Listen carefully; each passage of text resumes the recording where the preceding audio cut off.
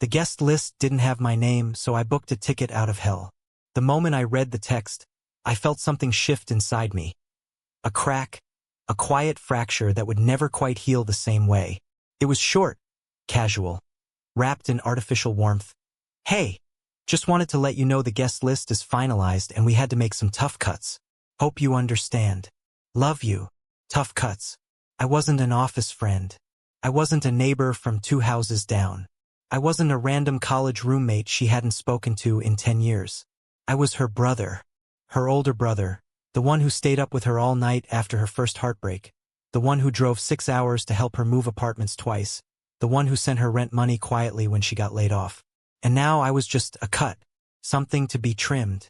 For a moment, I stared at the screen as if the message might morph into something else. Something sane. Surely this was a mistake. Surely she meant someone else. But no. The message sat there glowing on my phone like a slap. My chest tightened, and I hit dial. My mother answered on the second ring. Her voice chipper as if everything were fine. Hey sweetheart, what's up? I didn't bother with pleasantries. I just got a message from Emily, I said slowly, like I was trying not to drop the words. She says I'm not invited to the wedding. There was a pause, too long, too calculated. Then came the sigh.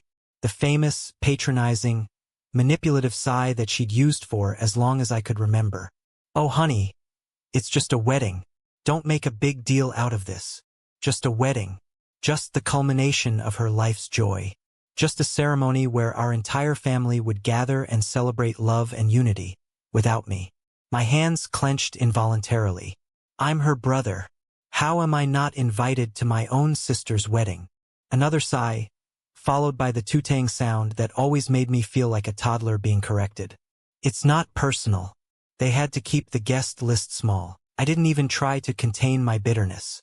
She invited 150 people, Mom. I saw the post on her Instagram.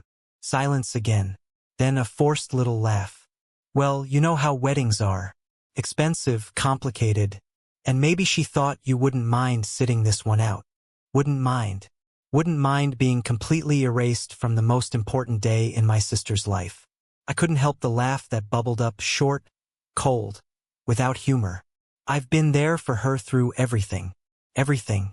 And now she acts like I'm a footnote. Oh, stop being dramatic, she said, tone clipped.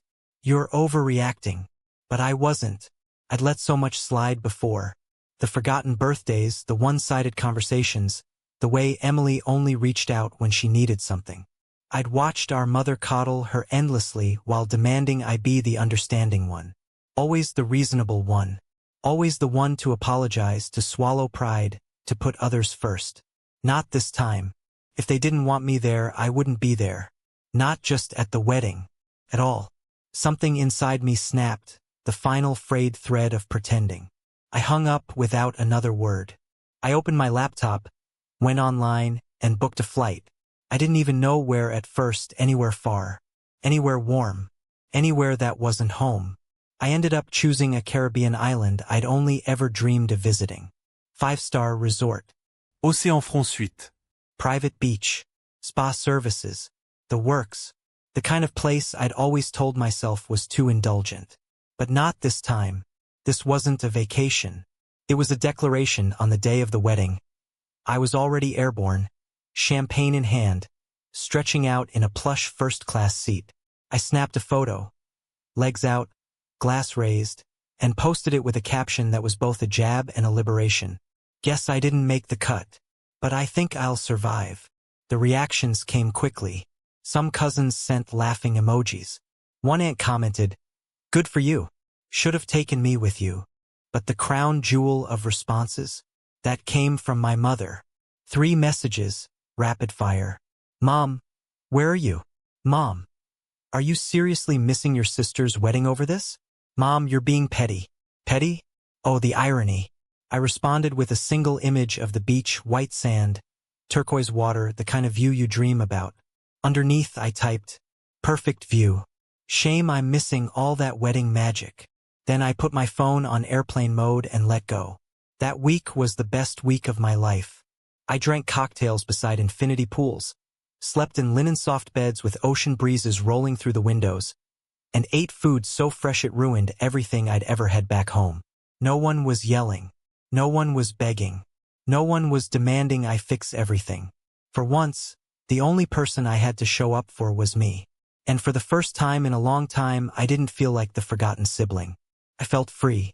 But paradise has a funny way of turning sweeter when karma decides to deliver a gift. The first warning that something had gone terribly wrong came not from a news alert or a dramatic phone call, but from a vibration on my phone, buried under a beach towel beside my sunbed. It buzzed again and again. I glanced at it lazily, thinking it was just more notifications from my vacation posts. But then I noticed the names. Mom, Emily, Cousin Jake, Uncle Rob, Aunt Lisa. One after another, calls and texts were flooding in like a tsunami. I squinted at the screen and raised a brow. Had someone died? I reached for my mimosa instead of the phone, took a slow sip, and waited. The curiosity was killing me, but not enough to make me sacrifice my peace. Not yet. Then a text popped up from Jake that simply read, "Dude, you are not going to believe what just happened." Now I was interested. I finally gave in and opened my phone. My mother's messages were frantic. Mom, call me. It's an emergency. Mom, this is a family crisis. Mom, your sister needs you. Ah, there it was. Suddenly I was needed. Suddenly, the person who wasn't even good enough for the guest list was being begged to return. I opened Jake's messages, and my smirk widened with every line. Jake, groom walked out. I'm not even kidding. He and Emily got into some huge fight at the reception and he just left. Jake, Uncle Rob and your dad started shouting at each other. Bar got shut down early. Grandma cried. Venue staff started packing up. Jake, total disaster. I nearly choked on my drink. I leaned back on the lounger, phone in one hand, cocktail in the other, and let out a low whistle of satisfaction. I had been cut from the celebration, but apparently, I wasn't the only thing that didn't make it to the end of the night. Then, the cherry on top. A message from Emily herself. Emily, answer your phone, please. I need you. Oh, now I was important? I stared at the message for a moment, then calmly typed back. Sorry. I'm a little busy enjoying my overreaction. Hope the wedding was fun. Then I blocked her. Blocked Mom. Blocked Jake, just in case he decided to start relaying guilt trips on their behalf.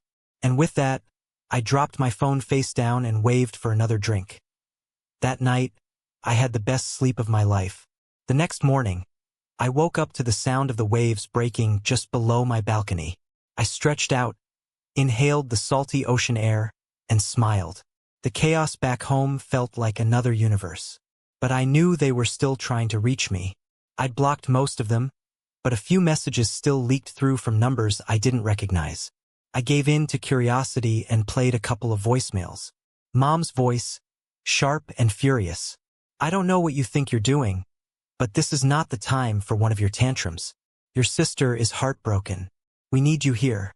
This family needs to stick together right now. Delete. Emily's voice, cracked and desperate. I don't understand why you're doing this. You're my brother. I need you. Please just call me back. Delete. And then came the one that made me laugh out loud. Jake, whispering like he was hiding in a supply closet.